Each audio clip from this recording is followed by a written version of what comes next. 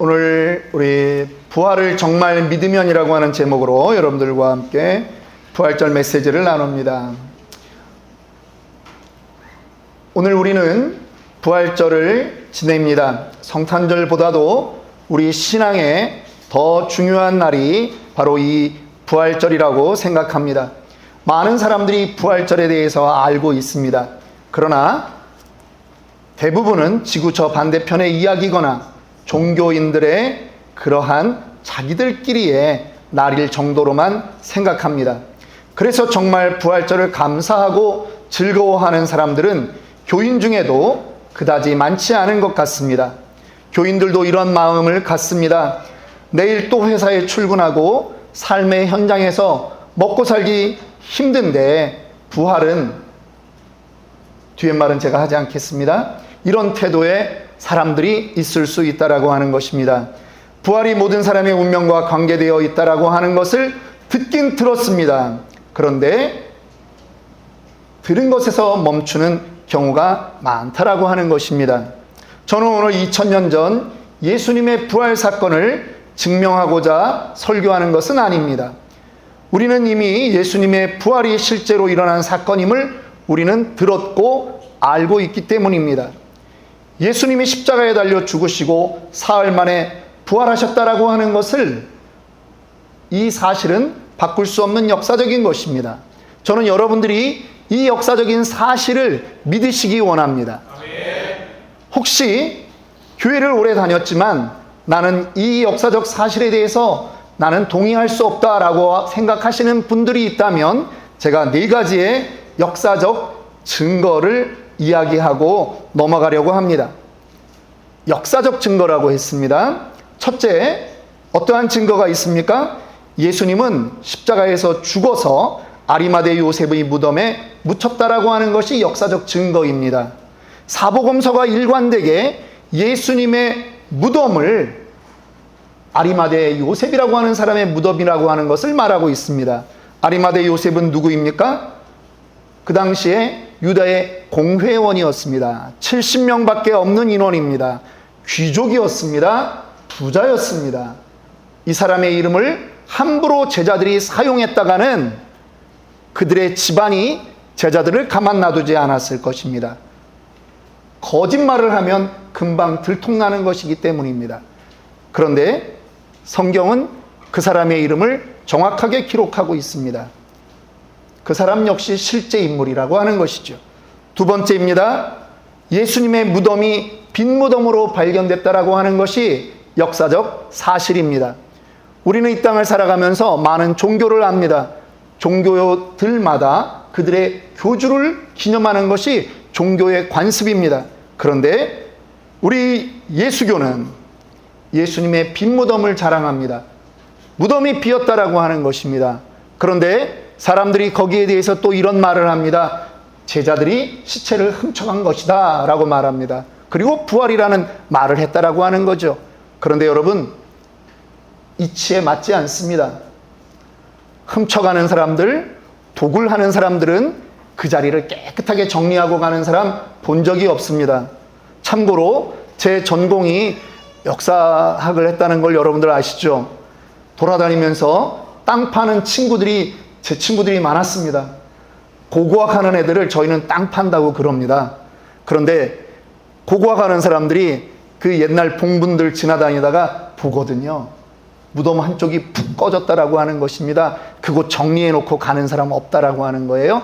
그런데 예수 부활의 현장에는 예수님을 덮었던 세마포가 가지런히 개어져 있다라고 하는 것입니다. 또한 그 무덤은 누가 지켰습니까? 유다의 제사장들이 로마 총독 빌라도에게 사정을 해서 로마의 강력한 군대로 그곳을 지키도록 그렇게 했다라고 하는 것입니다. 중무장한 로마 군대, 당대에 아무도 그들과 싸울 생각을 하지 못하는 그 정도의 군대들이 그 밤에 그곳을 지켰는데 예수님이 부활하신 것입니다. 로마 병사들이 부활을 목격하고 무덤이 열리는 것들을 보고 그들이 어디로 달려갔습니까? 빌라도에게 달려갔습니까? 아닙니다. 자기네들의 명령권자는 빌라도인데 빌라도에게 가지 않는 거예요. 왜? 빌라도에게 가면 빌라도는 믿지 않는 사람이거든요. 너희들이 지금 시체를 잘못 지켰구나. 군법회의로 넘어가면 자기네들은 죽는 겁니다. 그러니까 누구에게 갑니까? 그 말을 했던 유대 대제사장들에게 가는 것입니다. 너희가 말했던 대로 그 일이 되었다라고 하는 거죠.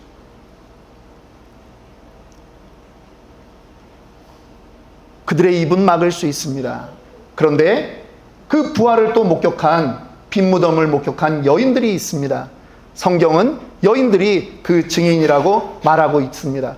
그런데 아이러니한 것이 있어요. 여러분, 정말 이를 조작하려면 증인이 될 만한 사람을 세워야죠. 고대 시대의 유대에서 여자는 어떤 말을 해도 법적 효력이 없습니다. 여자의 증언은 그 당시에 인정되지 않았다라고 하는 것입니다. 제자들이 성경에 이것을 그대로 기록한 것은 그게 사실이기 때문입니다. 세 번째, 개인과 그룹에게 여러 번 부활하신 예수님이 직접 나타났었고 그들이 예수님을 직접 확인했다라고 하는 것입니다. 성경에는 무려 7번이나 예수님이 제자들과 군중에게 나타났다고 말합니다. 마지막에는 500여 성도들에게 동시에 나타난 적도 있습니다. 바울이 이 고린도전서 15장을 쓸 때는 이미 예수님의 부활 이후 20여 년이라고 하는 시간이 지났습니다. 그런데도 바울이 뭐라고 기록합니까? 그 중에 지금까지 태반이나 살아있다라고 말하는 것입니다. 지금 증인이 있기 때문에 거짓을 쓸 수 없다라고 하는 거죠. 여러분, 1950년 대한민국 땅에는 6.25 전쟁이 있었습니다. 여러분 겪어보셨습니까? 아무도 이 자리에 계신 분들은 겪어본 분이 없습니다. 그런데 우리는 그 사실을 믿습니다. 예수의 제자들, 예수를 믿는 그 당시의 사람들은 예수님 부활 이후 불과 20년의 시간 뒤에 사도 바울이 기록을 하고 예수님의 또 다른 제자들이 기록을 할 때 그 증인들이 다 살아 있었다라고 하는 것입니다. 우리는 지금 73년이 지난 일도 자기가 겪지 않았으면서 믿고 있는데, 여러분, 그 당시에 있는 분들은 그 기록을 할 때 이미 살아있는 사람들이었다라고 하는 것입니다. 그 기록을 우리가 믿지 못한다라고 하는 것은 기록의 문제가 아니라, 부활의 문제가 아니라 우리의 문제인 것이죠. 네 번째입니다. 예수님의 제자들은 부활한 예수를 만나고 그 경험 때문에 그들의 인생이 급격히 바뀐 채로 살았다라고 하는 것입니다. 제자들은 모두 순교했습니다. 거짓말이라면 거짓말 때문에 순교하는 사람은 없을 것입니다. 잠시 거짓말을 할 수는 있을 것입니다. 그런데 그렇게 죽기까지 순교하면서 그 거짓말을 지키려고 하는 사람은 어리석은 사람들이죠. 이것이 역사의 증거입니다. 역사는 무엇을 가지고 얘기해야 되느냐? 팩트를 가지고 얘기해야 되는 것입니다. 그런데 이것이 그 당시에 증인들이 있고 빈 무덤이라고 하는 그 물적 증거가 있고 하는 것이라고 하는 거죠. 예수님의 부활이 당시의 사람들에게는 확고하고도 분명한 역사적인 증거이자 증인이 있는 그러한 일이었습니다. 성경이 이것을 기록했고 로마의 역사학자 요세푸스가 그 예수의 사람들을 기록하고 있습니다. 그 사람들의 삶을 통해서 300여 년이 지나서 그 대제국 로마가 그들의 신앙을 공인할 수밖에 없었고, 결국은 로마는 그 예수교를 국교로 정하게 되었습니다. 그런데 질문하는 것입니다. 왜 지금, 왜 오늘날 사람들은 이 부활을 가지고 시비를 거느냐라고 하는 것입니다. 그들이 말합니다. 이성적이지 않다는 것이죠. 이해가 안 된다라고 하는 것입니다. 사람들은요, 이해가 안 되면 틀리다라고 말하는 경우가 많습니다. 죽은 사람이 다시 살아날 수 없는 것, 그들이 가지고 있는 명제입니다. 그런데 예수님은 사람이 아니십니다. 하나님이십니다. 하나님이 인간의 육신을 입고 이 땅에 오신 것입니다. 그래서 예수님은 쉼없이 얘기했습니다. 제자들에게 내가 죽는다. 내가 예루살렘에 올라가면 죽는다. 그러나 나는 사흘 만에 다시 살아난다. 왜? 나는 나의 죄 때문에 죽는 것이 아니라 너희의 죄를 대신해서 죽는 것이기 때문에. 믿으십니까? 우리가 지금 3분 복음 메시지를 계속 교회 설립하고 4개월 정도 지난 다음부터 저희가 이 3분 복음 메시지를 암송하고 나와서 직접 하고 하는 게 왜 그렇습니까? 우리 안에 이 복음이 살아 움직여야 되겠다라고 하는 것입니다. 사람들은요 이렇게 말합니다. 세상에 그런 일이 어딨어? 세상에 부활이 어딨어? 말합니다. 그런데요 하나님의 약속은 놀라운 것입니다. 로마서 1장 20절에 하나님은 분명히 약속했습니다. 한번 우리 읽어보도록 하겠습니다. 창세로부터 그의 보이지 아니하는 것들 곧 그의 영원하신 능력과 신성이 그가 만드신 만물에 분명히 보여 알려졌나니 그러므로 그들이 핑계하지 못할지니라. 무슨 얘기입니까? 성경에서 이야기하고 있는 그 오묘한 비밀들을 이 땅에서 우리는 어디에선가 그 흔적을 발견할 수 있다라고 하는 것입니다. 부활의 흔적 역시 이 땅에 있다라고 하는 것입니다. 숨겨져 있다라고 하는 것입니다. 무엇입니까? 애벌레가 꼬치 속에 들어가 죽습니다. 기어다니던 애벌레가 분명히 죽었습니다. 그런데 어느 날 그 꼬치 속에서 애벌레의 모습으로 살아가는 것이 아니라 애벌레와는 완전히 다른 아름다운 호랑나비가 태어나는 것입니다. 이것이 부활의 흔적이라고 하는 것입니다. 차원을 뛰어넘는 부활의 증거를 하나님은 이 땅 만물 가운데 그분의 창조물 안에 숨겨 두신 것입니다. 저는 오늘 예수님의 부활이 역사적인 사실이다라고 하는 것을 하나하나 증명하려고 하는 것이 아니라고 말씀드렸습니다. 저의 오늘 설교의 목적은 그 부활을 믿고 있는 사람은 어떻게 변할 수 있는가라고 하는 것입니다. 오늘 이 설교 안에 우리의 과거의 모습을 발견하기 원하고 우리의 미래를 꿈꾸기를 원합니다. 제자들 중에는요, 예수님이 죽었다고 부활했다는 소식까지도 들었는데 예루살렘을 떠나서 집으로 가는 그러한 제자들이 있었습니다. 그들은 예수님과 한 달밖에 안 살아서 그랬을까요? 3달밖에 안 살아서 그랬을까요? 아닙니다. 그들도 역시 예수님과 3년의 공생애를 같이 지냈습니다. 그런데 그들의 마음에는 내가 보지 못했으니까 나는 믿지 못하겠다라고 하는 것입니다. 엠마오로 내려가는 사람들이었습니다. 그들은 터덜터덜 내려갑니다. 힘이 다 빠져 있습니다. 예루살렘에서 엠마오라고 하는 곳은 25리 정도 되는 그러한 거리입니다. 한 2시간 반이면 가는 길입니다. 길을 가면서 그들이 대화합니다. 대화 주제는 여전히 예수님입니다. 그런데 그 옆에 예수님이 함께 걸어가고 있습니다. 그런데 그들이 예수님을 발견하지 못하는 겁니다. 어떻게 이럴 수가 있습니까? 예수님의 부활하신 모습은 그들이 상상할 수 없는 것이었거든요. 예수님이 그들에게 묻습니다. 너희가 지금 무슨 얘기를 하느냐? 그 중에 2명 중에 글로바라고 하는 제자가 말합니다. 당신이 어떻게 예루살렘에 체류하면서 요즘 거기서 된 일을 혼자만 알지 못합니까? 예수님이 다시 묻습니다. 무슨 일이냐? 글로바가 자신들에게 있었던 그 일들을 자세히 이야기합니다. 그분은 갈릴리 나사렛 출신이다. 하나님과 사람 앞에서 말과 일에 능한 선지자였다. 그런데 대제사장들과 관리들이 이 예수를 사형 판결에 넘겨주고 십자가에 못 박혀 죽게 하였다. 우리는 그분이 이 이스라엘을 구원할 자로 우리는 믿었었다. 그런데 예수님을 무덤에 장사하고 어제는 어떤 여인들이 예수님이 부활했다고 하고 하는 얘기를 하더라 하는 것까지 그들이 말하는 것입니다. 여러분, 제자들은요 알고 있는 모든 일은 빠짐없이 다 알고 있었습니다. 심지어는 예수님이 부활했다는 이야기까지 전부 다 듣고 알고 있었습니다. 그런데 지금 그들이 왜 예루살렘에서 엠마오로 가느냐라고 하는 것입니다. 답은 간단합니다.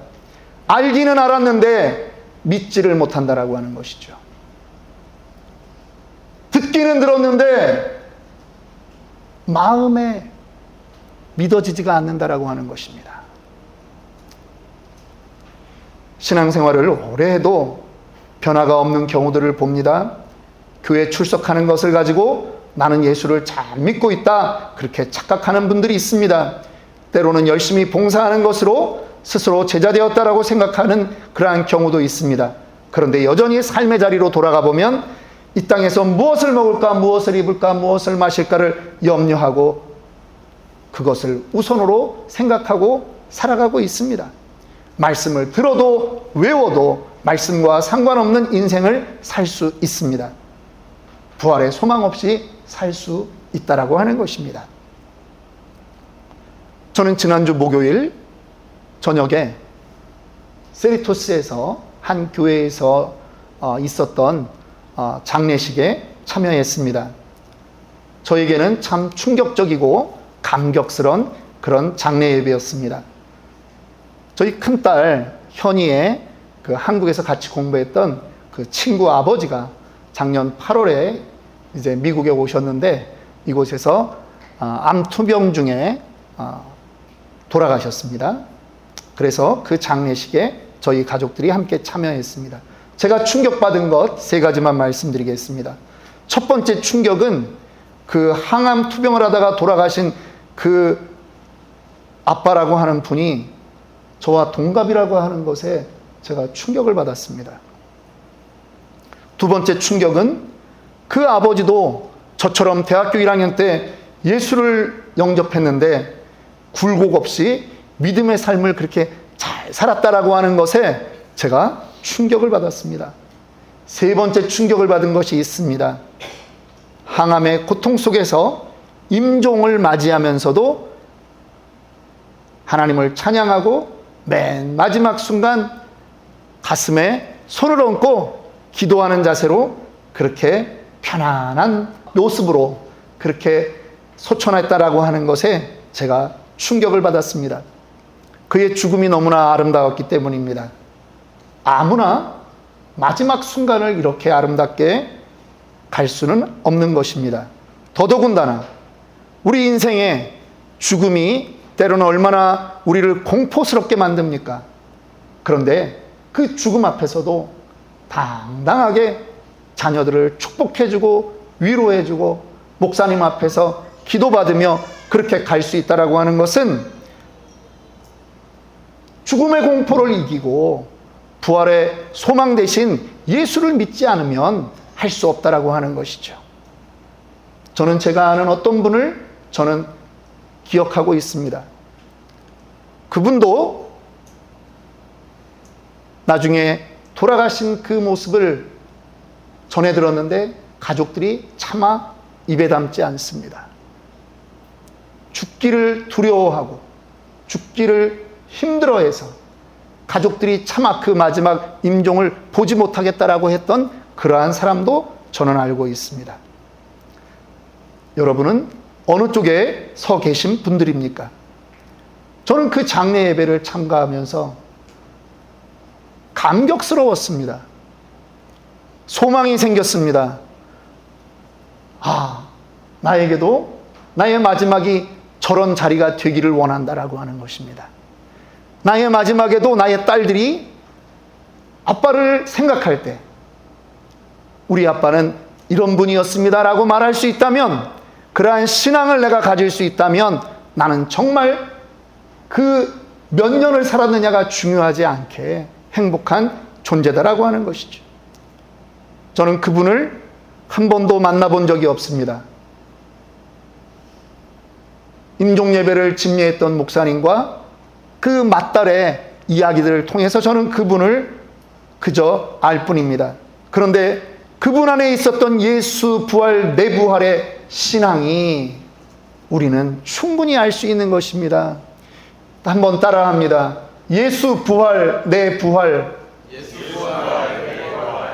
예수 소망, 내 소망.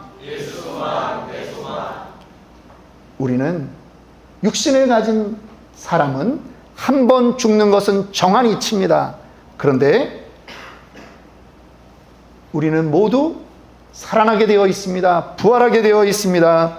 요한복음 5장 29절은 우리에게 말합니다. 선한 일을 행한 자는 생명의 부활로, 악한 일을 행한 자는 심판의 부활로 나오리라. 믿으십니까? 부활은요, 예수를 믿는 사람이나 믿지 않는 사람이나 부활은 다 있습니다. 그런데 어디서 부활하느냐? 생명의 부활을 가지고 있느냐? 심판의 부활로 부활하느냐? 이것은 여러분들이 예수를 믿느냐 안 믿느냐, 그 한 가지로 정해진다라고 하는 것입니다. 이제 우리는 준비해야 됩니다. 노후 준비를 하라는 것이 아닙니다. 사후 준비를 하라는 것입니다. 기회는 언제만 있습니까? 살아있을 때만 있습니다. 그 코에 호흡이 있을 때만 있다라고 하는 것입니다. 예수께서 그 길을 가시면서 글로바의 말을 다 들으시고 25절, 26절에 뭐라고 말씀합니까? 미련하고 선지자들이 말한 모든 것을 마음에 더디 믿는 자들이요, 그리스도가 이런 고난을 받고 자기의 영광에 들어가야 할 것이 아니냐. 여러분, 선지자들이 성경에 이야기한 모든 것은 예수는, 메시아는 영광 중에 온다라고 하지 않았습니다. 고난받는다고 했습니다. 성경에 구구절절히 그렇게 말했는데도 그들이 믿지 않았다라고 하는 거죠. 우리는 여기서 중요한 질문을 한 가지 던져야 합니다. 왜 선지자들은 그렇게 적어놓고 말씀했는데 사람들은 고난의 메시아를 믿지 않을까요? 그들의 메시아관이 잘못되었기 때문입니다. 승승장구하는 메시아, 이 땅에서 영광받는 메시아, 그 생각으로 머릿속에 가득 차 있으니까 그리스도가 십자가에 못 박혀 죽는 것은 상상할 수 없는 거죠. 16절에 오늘 그들의 상태를 말하고 있는 중요한 한 구절이 있습니다. 그들의 눈이 가리워져서. 그들의 눈이 가리워져 있는 거예요. 여러분, 세상에서 대화하기 정말 힘든 사람이 있어요. 어떤 사람입니까? 아무리 말해도 자기의 주관이 있어가지고 그거를 내려놓지 않는 사람, 정말 대화하기 힘듭니다. 딸을 키우는 아빠의 입장으로 우리 청년들, 특별히 우리 여자 청년들, 남편감 만날 때 대화가 되는 사람을 만나야 된다, 얘들아. 이혼의 그 많은 것을, 퍼센트를 보니까요, 성격 차이라고 얘기합니다. 뭡니까? 과거에 부모와 자기의 환경에서 생겼던 그 고정관념을 새로운 사람과 살면서 버리지 않는 거예요. 그 사람의 말을 들어주지 않는 거예요. 고정관념을 우리는 다른 말로 가치관이라고 합니다. 성경을 아무리 많이 읽어도 가치관을 바꾸지 않습니다. 가치관을 바꾸지 않으면 말씀의 뜻을 알 수가 없고요, 말씀에 순종할 수 없습니다. 나만의 편견, 나만의 선입관, 나만의 고정관념, 나만의 가치관으로 살아가는 것은 하나님을 대적하는 것입니다. 그래서 사도 바울이 고린도후서 10장 5절에 이렇게 말합니다. 하나님을 아는 것을 대적하여 높아진 것을 다 무너뜨리고 모든 생각을 사로잡아 그리스도에게 복종하게 한다라고 말합니다. 사도 바울은 불쑥불쑥 자기에게 올라오는 그 자기의 생각을 쳐서 복종하는 것을 날마다 노력했다라고 말하는 것입니다. 왜 우리의 생각을 예수에게 고정해야 됩니까? 우리는 틀릴 수 있지만 예수는 틀릴 수 없기 때문입니다. 주님은 언제나 옳으신 분이십니다. 예수께서 이제 그 제자들의 잘못을 바꾸려고 이제 시도하십니다. 어떻게 바꾸십니까? 예수님이 27절에 말씀해 주는 거예요. 모세와 모든 선지자의 글로 시작하여 모든 성경에 쓴 바 자기에 관한 것을 자세히 설명하시니라. 무엇을 했다고요? 성경을 풀어주신 거예요. 구절구절 풀어주신 거예요. 모세오경부터 시가서를 지나서 예언서들을 하나하나 풀어주시는 거예요. 계속 반복하는 겁니다. 야, 여기에 이런 말이 있지? 예수가 고난당하고 사흘 만에 다시 살아난다고 얘기한 거야. 야, 여기에 이런 말이 있지? 예수가 죽고 부활한다고 얘기한 거야. 계속 반복하는 거예요. 여러분, 말씀이 그들에게 풀어지고 말씀이 그들에게 해석될 때 그들의 눈이 띄어지는 것입니다. 우리는 이 땅에 살아가면서 수없이 많은 우리의 시선을 빼앗아가는 것이 있고 우리의 귀를 빼앗아가는 것이 있지 않습니까? 지난 금요일, 성금요일 날 제가 여러분들에게 카톡으로 모든 인터넷을 오늘 하루 중지하자, 금식하자라고 말했습니다. 하루가 너무 길지 않습니까? 여러분들이 그동안 얼마나 많은 것을 유튜브에 낭비했습니까? 우리의 시선을 빼앗아가고 우리의 귀를 빼앗아가는 그 모든 것에서 하나님께만 집중해야 돼요. 그리고 우리는 반복해야 되는 것입니다. 그러면 우리 안에서도 그 예수의 죽음과 부활이 마치 애벌레가 꼬치 속에서 죽고 호랑나비로 변해졌던 것처럼 새로운 눈이 열리게 될 줄 믿습니다. 초대교회 사람들은 이 비밀을 알았습니다. 그래서 사도행전 5장 45절에 사도들이 그들이 날마다 성전에 있든지 집에 있든지 예수는 뭐라고요? 예수는 그리스도라고 가르치기와 전도하기를 그치지 않았다라고 하는 것입니다. 믿으십니까? 3분 복음 메시지를 왜 반복합니까? 우리의 시선을 다른 곳에 빼앗기지 않기 위한 것입니다. 지난주에 한국에서는 쇼킹한 이슈가 있었습니다. 강남의 대치동 쪽에 학원을 가던 아이가 어떤 사람이 와서 야, 이거 먹으면 머리가 맑아지고 똑똑해져, 그 한마디에 마약 음료를 마셨다라고 하는 것 아닙니까? 그리고 이 사람들이 그 아이에게 엄마 전화번호를 물어봐서 협박을 했다라고 하는 것이 지난주 한국 뉴스의 탑이었습니다. 여러분, 우리는 아이들에게 교육합니다. 모르는 사람이 너희에게 뭘 주면 먹으면 안 돼. 모르는 사람이 어디 함께 가자고 하면 따라가면 안 돼. 그 말을 어려서부터 유치원 때부터 들었어요. 그런데 이 아이들이 왜 그 마약 음료를 마십니까? 똑똑해진다니까. 지금 내가 가는 이 학원 가는 이 길이 무엇을 향해 가는 길인지를 안다라고 하는 거죠. 경쟁에서 이겨야 되니까. 내가 쟤보다 나아야 내가 성공한 인생이 되고, 그래야 돈을 많이 벌고, 그래야 행복해진다라고 하는 근거 없는 도식을 이 아이들의 머릿속에 가지고 있다라고 하는 거예요. 그러니까 얼굴도 모르는 사람이 주는 그 음료를 부모의 말씀도 생각하지 않고 선생님의 말씀도 다 잊어버리고 머리만 좋아질 수 있다면 나는 마시겠다라고 하는 거죠.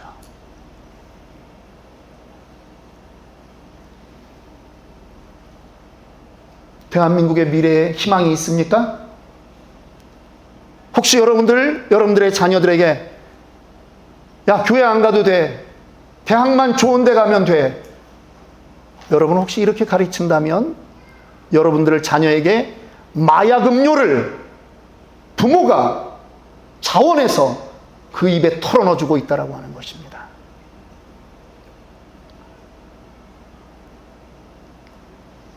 예수의 제자들이 그랬습니다. 죽으심도 알고 부활도 아는데 지금 자기는 제 갈 길 가는 거죠. 예수가 이스라엘의 해방자가 아니라는 것에 실망한 나머지 자기들의 길을 가는 것입니다. 예수도 버리는 겁니다. 내 만족이 안 되면 버리는 거예요. 그런데 그들이 예수님의 말씀을 듣고 가슴이 뜨거워집니다. 예수님이 풀어주시는 그 말씀에 그들이 변화되는 것입니다. 그리고 예수님과 함께 떡을 먹을 때 예수님이 기도해 주시는 그 순간에 그들의 영안이 열렸습니다. 여러분, 부활을 정말 믿으면 달라집니다. 부활을 정말 믿으면 달라집니다. 그들은요, 그 밤에 그곳에서 잠을 자는 게 아닙니다. 사라진 예수님을 보면서 아, 예수님이 정말 부활하셨구나. 그 밤에 다시 달려가는 거예요. 어디로요? 아직도 공포가 있고 아직도 실망의 분위기가 있는 그 예루살렘으로 소식을 가지고 가는 것입니다. 나도 예수를 만났다. 예수님은 정말 부활하셨다.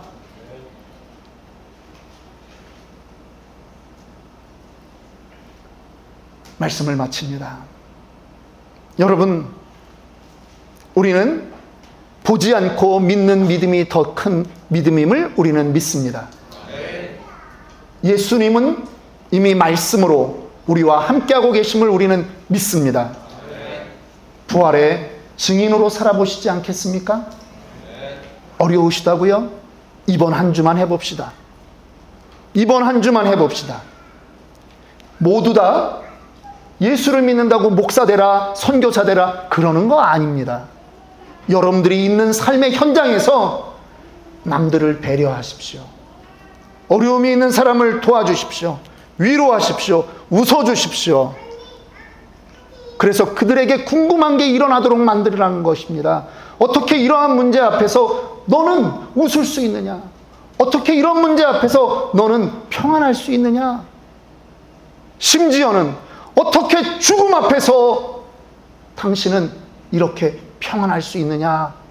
그 질문이 나오게 이번 한 주만 살아보자라고 하는 것입니다. 그러면 우리는 정말 증인의 삶을 살 수 있습니다. 예수가 우리 안에 계시기 때문입니다. 기도하겠습니다.